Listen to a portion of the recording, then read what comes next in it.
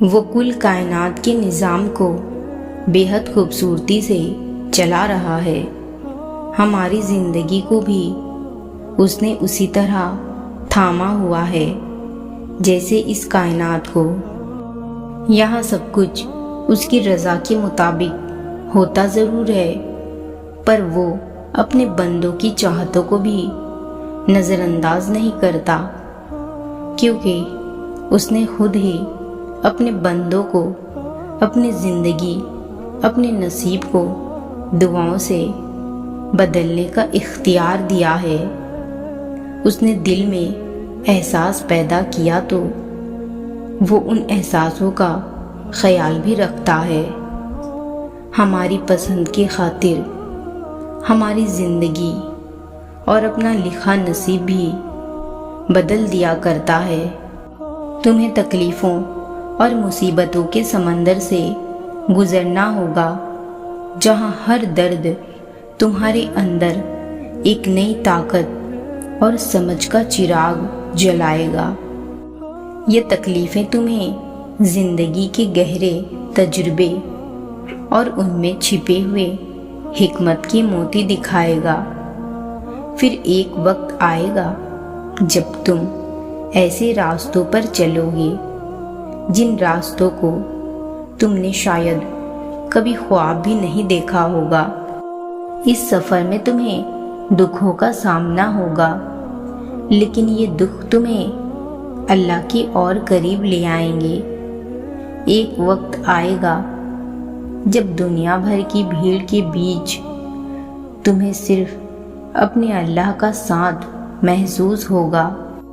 اس وقت تمہارے پاس سب کچھ ہوتے ہوئے بھی تمہارے دل کے زخموں کی بات کسی سے کہنے کی ہمت نہیں ہوگی، اور پھر ایک رات کی تنہائی میں تمہارے دل کے ٹکڑے تہجد کے سجدوں میں بکھر جائیں گے۔ تم اپنے رب کے سامنے اپنی کہانی بتاؤ گے اور وہ ہر بات بنا کہے سمجھ لے گا۔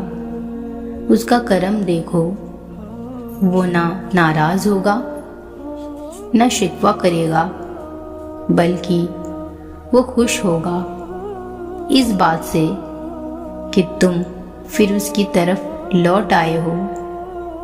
وہ تمہارے گناہوں کو معاف کرے گا اور اپنی رحمت کے سائے میں تمہیں دھیرے دھیرے اپنے قریب کر لے گا۔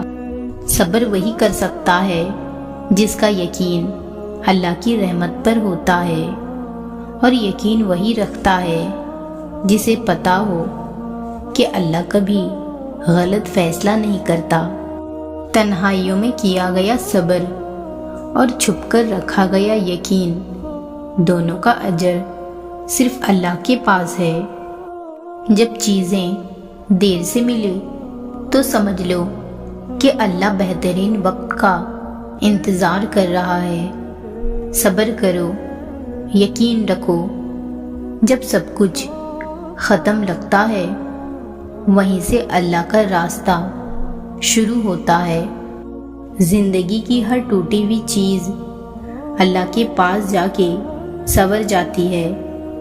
گناہ کر کے لوٹنا شرم کا کام ہے، مگر اللہ کے پاس لوٹنا عبادت ہے۔ جو رو کر استغفر اللہ کہتا ہے، اللہ اسے اس کے گناہوں سے بھی زیادہ پیار کرتا ہے۔ جو آنسو لوگوں کے سامنے چھپ جاتے ہیں وہ سجدوں میں برس جاتے ہیں۔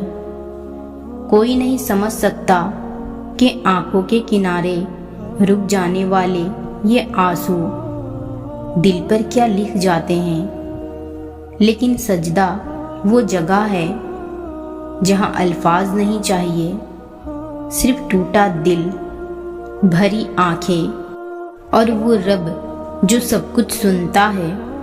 کبھی کبھی انسان اتنا گر جاتا ہے کہ اسے لگتا ہے واپس کا راستہ نہیں بچا، لیکن اللہ کے یہاں واپس آنے کا دروازہ کبھی بند نہیں ہوتا۔